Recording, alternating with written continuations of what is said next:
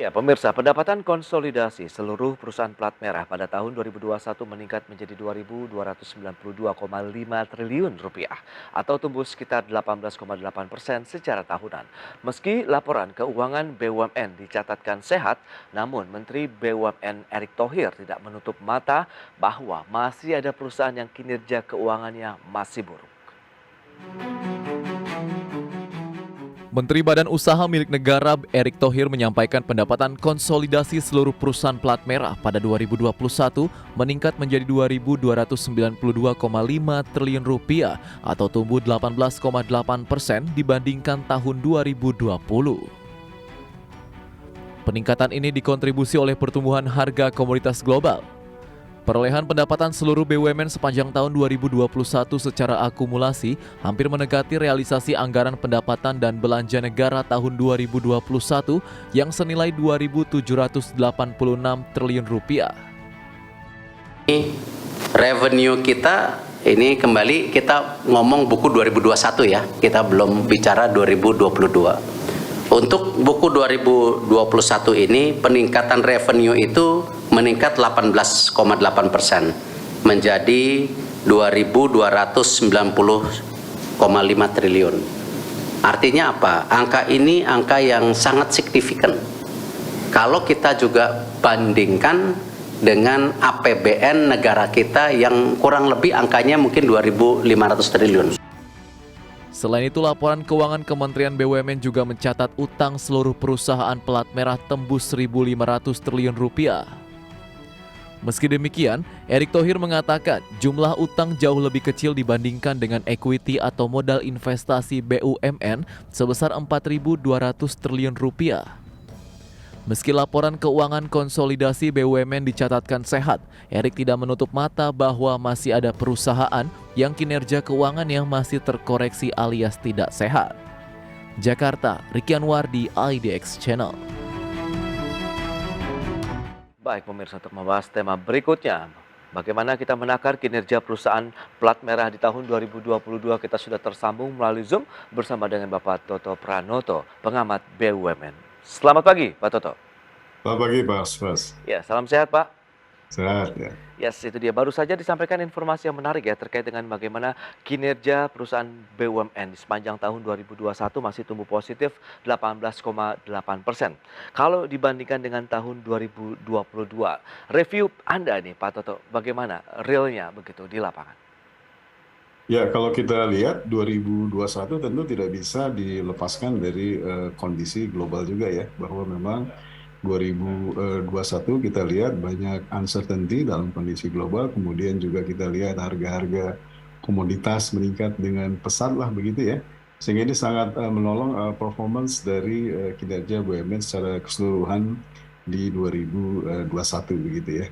Dan kalau kita lihat trennya di 2022 juga kelihatannya masih belum berubah seperti apa yang di 2021. Jadi kalau kita ekspektasikan bahwa kemudian ya harga-harga komoditas tadi tetap bisa dalam angka-angka peak performance-nya begitu, saya kira ini akan sangat menolong juga performance dari 2022 dari BUMN ya.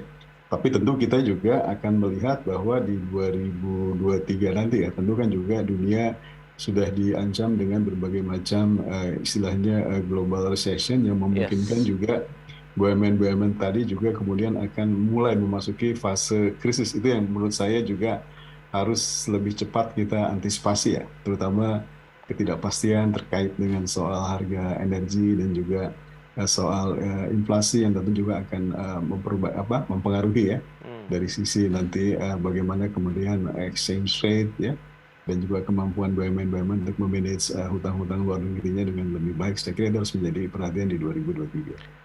Itu dia review kita terkait dengan kinerja perusahaan BUMN begitu. Memang masih senada dengan pemerintah bahwa kinerjanya sudah cukup positif ditopang dari harga komoditas internasional. Ya, tercatat ada klaster energi, kemudian farmasi, kemudian minerba ini Pak Toto yang memang menjadi backbone ya dari kinerja perusahaan BUMN di sepanjang tahun lalu.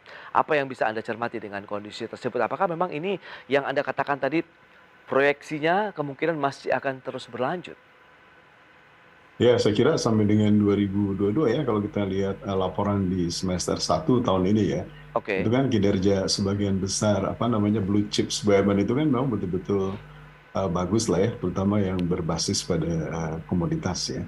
Nah, dalam konteks seperti ini, kita akan menunggu nanti kuarter keempat ya, sampai dengan kuarter 3, hasilnya masih positif. Saya kira di kuarter 4, menurut ekspektasi saya itu akan masih terus berlanjut. Tapi setelah itu menurut saya akan menjadi perhatian lebih khusus lagi bagaimana kita memanage situasi di 2023. Tapi untuk sampai dengan Ya. ujung akhir 2022 ini menurut saya situasi kinerja BUMN akan tetap relatif menunjukkan tren yang positif ya, karena didukung oleh tadi. Nah, cuman memang juga yang harus mendapatkan perhatian kalau kita lihat misalnya kontribusi ya.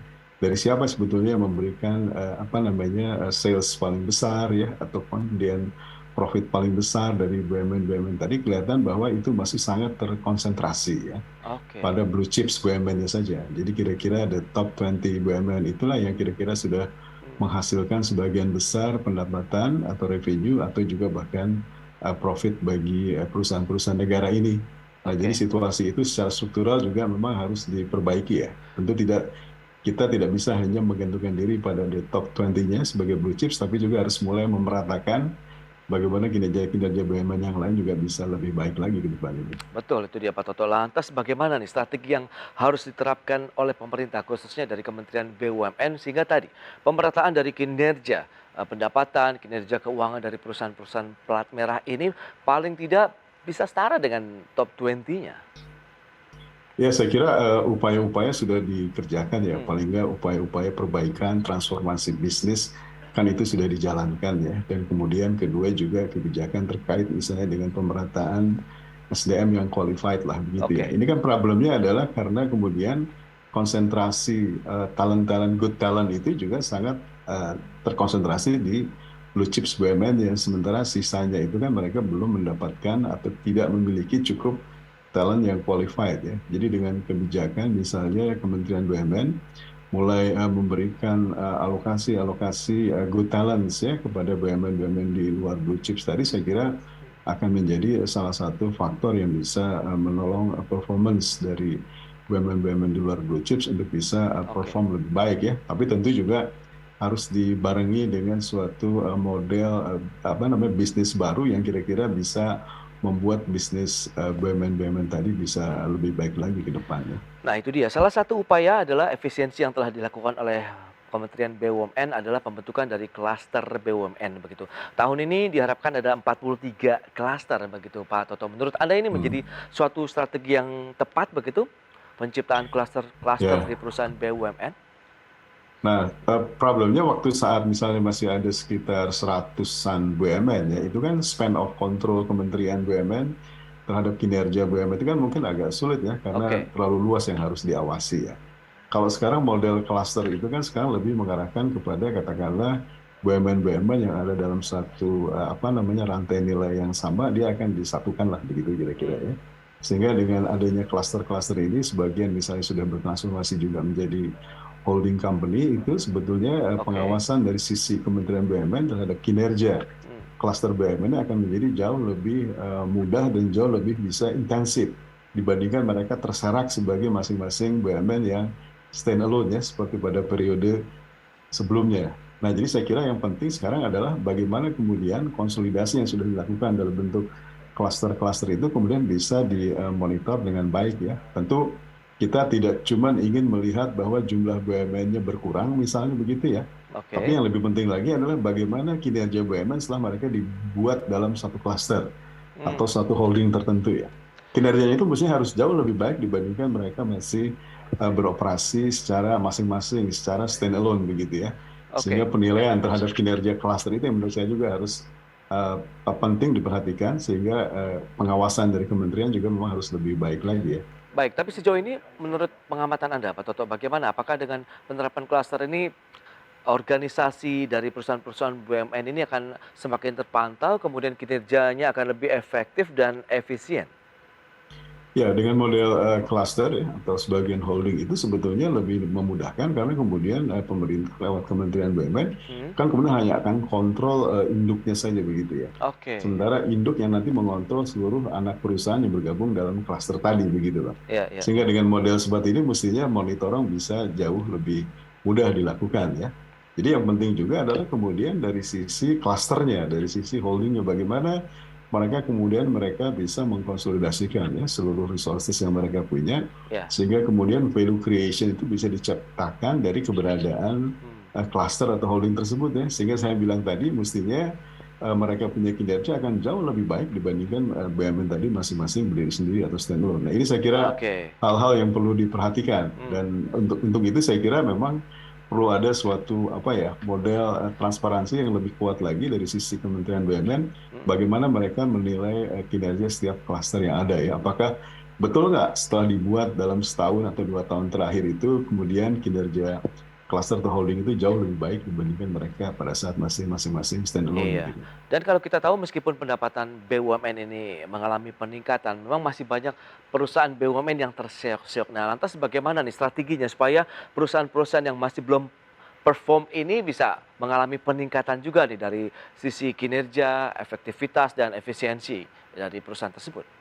Ya, menurut saya yang ideal itu kan kondisi BUMN itu kalau dia ada dalam suatu kuadran ya, di mana kebutuhan akan produk jasanya masih tinggi dari publik dan kemudian juga kondisi tingkat Ya, kesehatannya juga masih oke begitu ya, itu kan yang ideal ya. yes. Tapi kan sebagian besar justru ada dalam kuadran yang sebaliknya sebetulnya. Hmm, Jadi misalnya sebagian produk jasanya masih dibutuhkan, tapi kinerja mereka nggak terlalu bagus begitu ya. oke. Sehingga perlu dilakukan upaya-upaya penyehatan supaya mereka bisa lebih perform well ya. Hmm, Tapi bagi perusahaan-perusahaan milik negara yang sudah dalam kategori kuadran yang lebih buruk lagi, misalnya produk jasanya sudah tidak kompetitif dalam oke. arti ada Hmm, operator lain yang bisa melaksanakan penugasan pekerjaan tersebut dan kemudian kinerjanya sudah juga buruk, yang menurut saya upaya-upaya yang sudah disampaikan beberapa tahun terakhir untuk likuidasi BUMN itu adalah suatu keniscayaan begitu ya. Jadi nggak perlu lagi lah menurut saya kemudian BUMN, Kementerian BUMN misalnya ya, masih hmm. memiliki BUMN-BUMN yang kinerjanya sudah buruk dan kemudian produk jasanya juga sebetulnya sudah bisa dikerjakan oleh operator bisnis yang lain. Jadi untuk kategori Oh, BUMN seperti ini menurut saya oke, sebaiknya oke. memang likuidasi bisa dipercepat ya. Tapi Hmm, sebaliknya nih, bagi BUMN-BUMN yang memang produk jasanya masih dibutuhkan oleh masyarakat, oleh publik, oke. tapi kondisinya belum sehat atau tidak sehat, nah itulah yang perlu dilakukan restrukturisasi dengan lebih cepat supaya mereka kemudian bisa Hmm. memulihkan kinerjanya dengan lebih baik sehingga layanan kepada masyarakat ya Iya, itu iya. juga bisa lebih baik lagi dilakukan. Yes, itu dia dari sisi kinerja sudah cukup baik, tapi dari sisi tingkat utang juga sudah disampaikan utang konsolidasi sudah mencapai 1.500 triliun. Berikut ini nih akan kami sampaikan kembali infografik untuk Anda. Yang pertama terkait dengan laba BUMN. Ya, terkait dengan pergerakannya di tahun 2020 sampai dengan 2021 seperti yang bisa Anda saksikan untuk jasa keuangan, telekomunikasi dan juga pertambangan.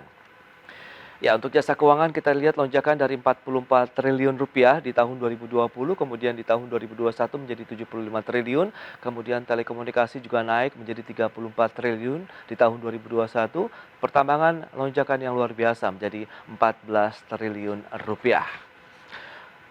Lantas bagaimana dengan laba bersih dari perusahaan BUMN? Ini kita bandingkan dari tahun 2019, 2020, dan 2021. Ya, 2019 ini kita lihat sekitar 124 triliun rupiah. Kemudian pandemi COVID-19 terjadi sehingga menekan laba bersih perusahaan-perusahaan di Indonesia tentunya termasuk BUMN menjadi 13,3 triliun rupiah. Kemudian adanya pemulihan ekonomi dan pandemi yang sudah mulai mereda, kita lihat di tahun 2021 kembali lagi mengalami lonjakan pemirsa. Bahkan lebih tinggi dibandingkan dengan tahun 2019 menjadi 124,7 triliun rupiah. Dan berikutnya bagaimana dengan daftar BUMN yang masih memiliki utang dalam jumlah besar? Ada PLN sekitar 643,85 triliun. Kemudian Garuda Indonesia 184,03 triliun rupiah. Sementara BUMN Karya, ada Waskita Karya, Wijaya Karya, dan Adikarya masing-masing 89,7 triliun, 45,8 triliun, dan 33,34 triliun rupiah. Berikutnya kita akan cermati ada PT Perkebunan Nusantara, ini 43 triliun, kemudian Angkasa Pura 128 triliun, Krakatau Steel 2,9 triliun, dan Perum Bulog 13 triliun rupiah. Dan selanjutnya BUMN mana saja yang disuntik oleh PMN di tahun 2023 mendatang? Ada PT Hutama Karya 28,9 triliun rupiah, kemudian PLN 10 triliun, SMF 1,5 triliun, RNI 2,6 triliun dalam bentuk non tunai, kemudian Land Industri 2,2 triliun, dan Airnav Indonesia 659 miliar rupiah. Itu dia beberapa data yang akan kita bahas kembali bersama dengan Bapak Toto Pranoto, pengamat BUMN. Ya, Pak Toto, kita akan lanjutkan pembahasan ini. Kalau kita cermati laba BUMN, kemudian laba bersihnya di tahun 2021 saja, kita lihat memang rata-rata mengalami lonjakan begitu, dalam artian kinerja dengan didukung tadi windfall harga komoditas ini memberikan satu booster lah bisa dikatakan untuk ya kinerja perusahaan BUMN. Nah, bagaimana dengan tadi hutang yang kita akan bahas nanti 1.500, kalau kita bandingkan dengan modal yang dimiliki sebenarnya masih cukup ideal, cukup sehat, atau bagaimana Pak Toto? Ya, kalau tadi lihat infografisnya ya, kan sebetulnya bisa disampaikan bahwa hutangnya sudah sampai sekitar 1.500 T ya. Kemudian dari 1.500 T tadi kalau kita lihat juga kemudian angka ya terkait dengan berapa sih nilai investasi keseluruhan BUMN yang sudah dibenamkan, itu kan angkanya kurang lebih sekitar 4.000 T ya. Oke. Kan sekitar 1.500 dari 4.000 kan sekitar 30%-nya kita asumsikan ya. Baik. Kalau hutang-hutang itu seluruhnya dipakai untuk investasi, berarti sekitar 30%-nya ada di sana. Nah, tinggal yang perlu kita cermati adalah kemudian apakah hutang-hutang yang sudah dibuat tadi cukup efektif nggak sebetulnya sudah dikerjakan oleh masing-masing BUMN-nya. Oke. Apakah hutang yang dibuat itu sudah memberikan tingkat pengembalian yang cukup atau belum, begitu ya? Sehingga kemudian kita bisa pastikan apakah BUMN yang sudah memiliki hutang cukup besar tadi akan cukup punya kemampuan nggak untuk kemudian nanti mengembalikan hutang-hutang yang sudah dibuatnya. Nah, ini hal-hal yang tentu kita harus perhatikan ya. Betul. Karena kalau kita lihat misalnya dalam beberapa contoh kasus ya, misalnya beberapa BUMN dengan hutang cukup besar itu kan kita pertanyakan sebetulnya kemampuan mereka untuk bisa segera merecover kemampuannya untuk bayar hutangnya ya. Tadi misalnya sudah disampaikan ada di Garuda, ada di Krakatau Steel ya, ada di PTPN ya, dan lain-lain, terutama juga di BUMN Karya itu. Nah, itu saya kira kinerja mereka yang perlu dicermati sebetulnya ya. Kalau misalnya kerugian-kerugian karena investasinya itu disebabkan oleh faktor-faktor yang bisa kita anggap sesuatu yang memang uncontrollable, ya mungkin apa boleh buat, itu yang terjadi ya. Tapi kalau misalnya kesalahan investasi itu disebabkan karena controllable factors ya, misalnya karena terjadi mismanagement, terjadi kesalahan investasi misalnya karena tidak sesuai dengan proposal awal yang sudah dibuat dan lain-lain. Nah, ini hal-hal semacam ini menurut saya harus segera diperbaiki ke depan sehingga kita bisa lebih banyak mengukur bahwa terhadap hutang yang dilakukan BUMN kemudian akan memiliki prospek yang cukup baik juga terhadap kemungkinan return yang mereka bisa kembalikan. Jadi saya kira ini menjadi faktor penting ya. Jangan sampai sudah berhutang kemudian investasi, tapi kemudian investasinya tidak cukup bagus karena berbagai macam faktor sehingga akibatnya itu menjadi kerugian bagi perusahaan negara. Nah, itu dia strategi klasterisasi tadi. Menurut Anda ini menjadi salah satu strategi yang tepat untuk bisa melakukan pengawasan secara langsung dari kinerja perusahaan-perusahaan BUMN tadi? Ya, saya kira dengan klasterisasi atau holding sebagian itu ya sebetulnya pengawasan bisa menjadi lebih mudah bagi pihak Kementerian BUMN ya. Dalam arti sekarang kan mereka tidak perlu lagi kontrol seluruh BUMN ya, tapi misalnya cukup kontrol kepada sisi yang menjadi induk dari klaster atau holdingnya begitu ya. Dan kalau kita lihat dari sisi kontrol di BUMN itu sendiri kan sebenarnya juga sudah cukup kuat ya, mulai dari sisi internalnya di BUMN sendiri, kemudian mereka juga dikontrol oleh katakanlah eksternal auditor, dikontrol juga oleh BPK dan lain-lain begitu ya. Oke. Sehingga banyak hal yang sebenarnya sudah dilakukan. Jadi yang lebih penting menurut saya sekarang adalah bagaimana implementasi kontrol itu bisa berjalan dengan lebih baik begitu ya. Jadi Oke. misalnya kalau ada suatu temuan sudah ada pada suatu BUMN, sudah menjadi catatan di auditor, di BPK, itu tindak lanjutnya yang penting. Apakah itu Hmm. dikerjakan apa enggak? Sehingga di Oke, tahun oke. berikutnya itu tidak menjadi temuan lagi gitu ya. Oh, Nah, iya, yang iya, iya. suka saya hadapi, saya kira itu suka menjadi temuan berulang. Berarti kan Hmm. perbaikan-perbaikan fundamentalnya belum dilaksanakan dengan cukup bagus ya. Itu saya kira perlu menjadi catatan untuk Iya, iya. sisi bagaimana kontrol bisa dilakukan dengan lebih tepat lagi di Oke. perusahaan-perusahaan negara. Ya, dari sisi utang pendanaan begitu kalau kita bandingkan dengan EBITDA 2021 ada penurunan sekitar 20,8%. Apakah memang ini menunjukkan kinerja yang semakin membaik, Pak Toto? Ya, kalau kemudian proporsinya menurun ya, berarti Hmm. kan kemampuan dari perusahaan negara untuk men-generate income gitu ya, untuk Oke. bisa juga kemudian mengembalikan sebagian hutangnya kan berarti makin bagus ya. Hmm. Kalau kita lihat data di laporan keuangan 2021 misalnya, itu kan Ya. angkanya sudah melonjak cukup tajam dibandingkan angka 2020 misalnya Hmm. ya. Nah, mungkin sebagian apa namanya kemampuan BUMN untuk bisa men-generate apa namanya income yang lebih baik di 2021 itu kemudian sebagian dipakai juga untuk mulai mengembalikan sebagian Hmm. apa namanya hutang yang mereka miliki ya, sehingga kemudian tingkat proporsi hutangnya compare kepada earning yang mereka apa bisa dapatkan di sepanjang 2021 itu Oke. bisa kemudian menjadi lebih bagus ya. Nah, ini pace-nya menurut saya harus dipertahankan, apakah kemudian kinerja di 2022 dan 2023 bisa nggak dipertahankan seperti ini lagi begitu ya. Hmm. Reward dan punishment, menurut Anda bagaimana? Apakah memang berjalan cukup efektif?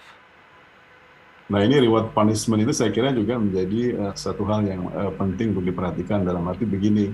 Kalau misalnya semua BUMN itu semua BUMN-nya TBK ya menjadi Oke. public listed company, mungkin kita gampang mudah ya. Kita melihat berapa banyak sih misalnya begitu ya bagian-bagian menjadi hak manajemen, seberapa jauh juga kemudian performance meningkat karena ada kinerja yang lebih baik lah begitu ya. Jadi menurut saya ke depan ini perlu dibuat semacam apa ya aturan regulasi yang lebih clear bagaimana pemerintah akan mengapresiasi kinerja dari BUMN tadi. Oke. Karena sebagian besar BUMN-nya belum menjadi public listed company, jadi saya kira aturan ini juga harus lebih jelas, lebih tegas ya. Jadi misalnya kalau manajemen BUMN mampu membuat performance yang bagus dan Ya, performance bagus itu disebabkan karena terjadinya perbaikan dari sisi operasional, baik. maka tentu apresiasinya yang harus diberikan secara wajar lah begitu ya. Hmm. Tapi sebaliknya, kalau kemudian performanya buruk, tidak sesuai dengan target yang sudah dibuat di RKAP gitu ya, itu juga jangan segan-segan supaya punishment juga jatuh begitu ya. Oke. Kan sebetulnya kontrak manajemen dibuat setiap tahun ya. Jadi kalau mereka tidak perform ya memang hak Kementerian BUMN kemudian untuk bisa misalnya merotasi atau mengganti orang-orang yang begitu ya. Tapi saya kira perlu suatu penilaian yang cukup fair, kinerja dihitung dengan cukup transparan sehingga nanti penilaian yang diberikan kepada manajemen BUMN betul-betul bisa transparan dan akuntabel ya, sehingga Oke. tidak terjadi proses like or dislike dan macam-macam Baik. yang lainnya. Nah, ini menarik kalau kita cermati tadi juga sudah disampaikan ada dana penyertaan modal negara begitu. Ini kalau tahun 2023 sudah ada penambahan yang diminta oleh Kementerian BUMN sekitar Hmm. 7,8 triliun. Nah, bagaimana nih dengan beberapa PMN yang tadi juga sudah disampaikan grafisnya terhadap perusahaan-perusahaan plat merah? Ya ini kalau saya perhatikan dalam 2 tahun terakhir ya, Hmm. tren dari PMN itu kan sebagian besar sebetulnya diberikan ya Oke. kepada perusahaan-perusahaan negara yang sedang menjalankan fungsi penugasan lah Hmm. sebetulnya. Misalnya yang paling besar itu dalam 2 tahun terakhir ini kan diberikan kepada Hutama Karya, tentu dalam konteks mereka ingin segera menyelesaikan proyek jalan Trans Sumatera ya. Oke. Lalu beberapa yang lain itu diberikan dalam konteks misalnya untuk penambahan modal kerja. Misalnya tadi saya lihat ada holding RNI, begitu ya, karena RNI kan baru menjadi induk perusahaan buat misalnya holding food, begitu ya. Ya. Nah itu kan mungkin memerlukan modal kerja, atau juga Ya. ada PT SMF dan lain-lain. Tapi saya kira sebagian besar heavy lebih banyak kepada PMN itu kepada penugasan-penugasan ya. Nah, jadi yang lebih penting menurut saya yang harus dijaga adalah bagaimana kita bisa mengontrol bahwa kemudian PMN-PMN yang besar kepada BUMN dalam rangka penugasan Oke. ini bisa diukur kinerjanya dengan baik begitu ya.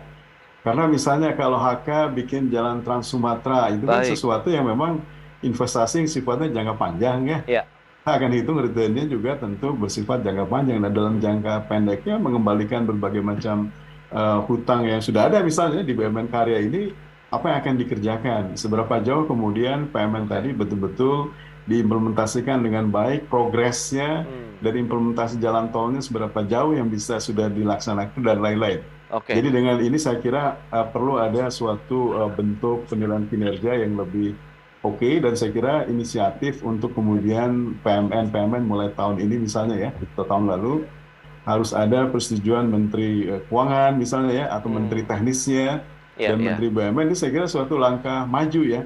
Betul, Jadi betul. kemudian tidak automatically setiap BUMN yang mendapatkan PMN kemudian Iya. akan apa namanya enak saja begitu, karena Yes. kalau tidak Ini perform maka mereka bisa juga dipanis ya, yes, ini karena sudah pengawasan ada kontrak berlapis kerjanya. begitu ya Pak Toto ya, yang dilakukan oleh Ya. pemerintah. Baik, Pak Toto terima kasih banyak atas sharing yang diberikan. Kita tunggu semoga di sepanjang tahun 2022 makin perform saja perusahaan milik negara ini akan memberikan kontribusinya juga terhadap masyarakat di tanah air. Selamat melanjutkan aktivitas Anda kembali dan salam sehat Pak Toto. Ya, Terima salam sehat. kasih. Terima kasih, Mas. Ya. Ya, pemirsa, 1 jam sudah saya menemani Anda dalam Market Review. Saya Prasetyo Wibowo beserta kerabat kerja yang bertugas undur diri. Terima kasih dan sampai jumpa.